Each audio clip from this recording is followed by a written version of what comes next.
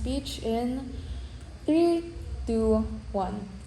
So for the longest time, there was this idea that someone who gets into a relationship will eventually have the shorter end of the stick, and usually that person will be a woman. She would get effort from her partner at the beginning, but then her partner would become complacent and she would just have to deal with it because that was the narrative.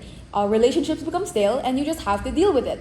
But the narrative, if he wanted to, he would, changes that idea because it actively incentivizes partners, specifically men, to be better and not become complacent. That's the crux of the debate. What was the impact of if he wanted to, he would, and was it good or bad? This leads me to a few rebuttals for government side.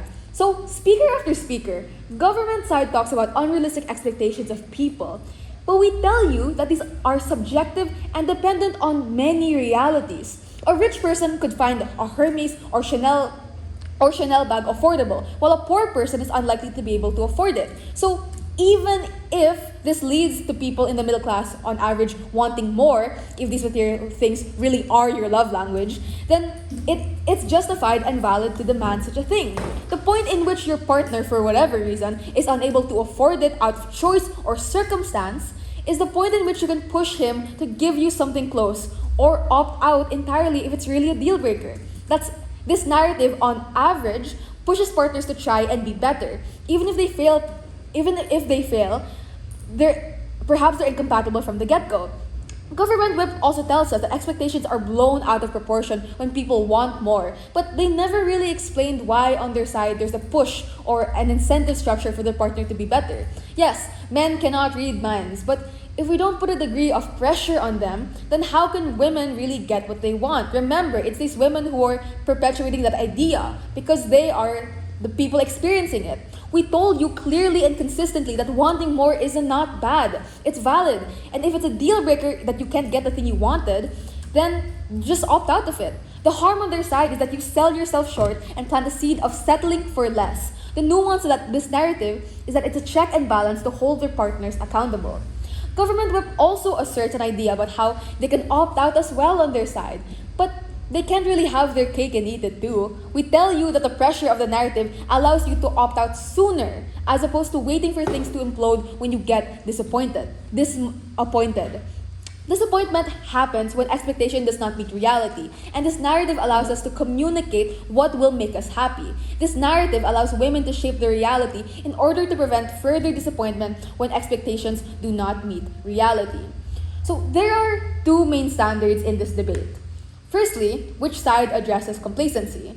On government side, they said that it's more empathetic to maintain relationships and understand that people can't always give you everything you want because of so many circumstantial issues. And so they championed empathy.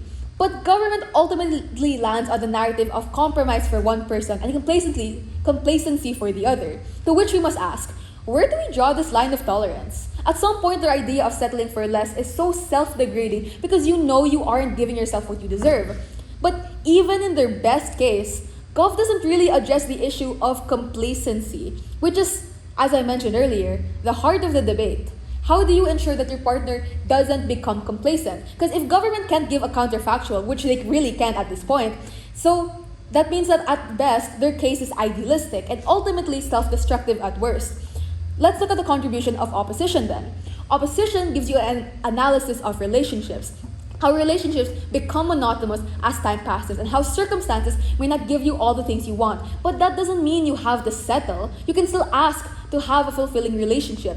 But fine, even in the worst case scenario of our side, where people feel pressured and have high standards, we're still pushing people to be the very best versions of themselves and maintain the relationship through effort, instead of just settling and becoming complacent. And at our best, we get happy relationships that live not off just monetary value, but through the value of continually putting effort no matter how many years you've been together. Because this debate isn't just about the other party, this is also about what you want in the relationship. And refusing to address those needs is a disservice to yourself, but also a disservice to your partner because they deserve better than someone who is dissatisfied with them as a person.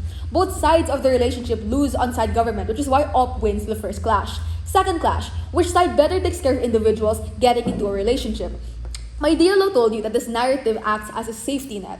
It ensures that when you get into a relationship, you know what to expect, and if the other person can't meet that standard, then leave because you know what you deserve.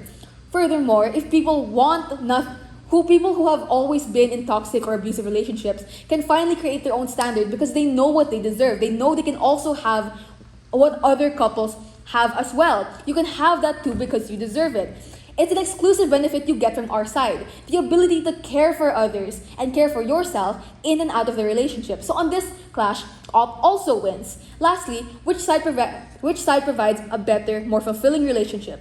Gov tells you that expecting too much is bad, and you need to be more empathetic, and how it's an unrealistic expectation to set them up that sets them up for disappointment. But even if we bite into that frame and take them at their best, what exactly was the mechanism behind it? They say that it's bad, that the idea is perpetuated through the internet, but they don't really address exactly why people want these gifts and items in the first place. That's an analysis that was given by my DLO, that was not given by any side of government. So, for all those reasons and more, very proud to oppose.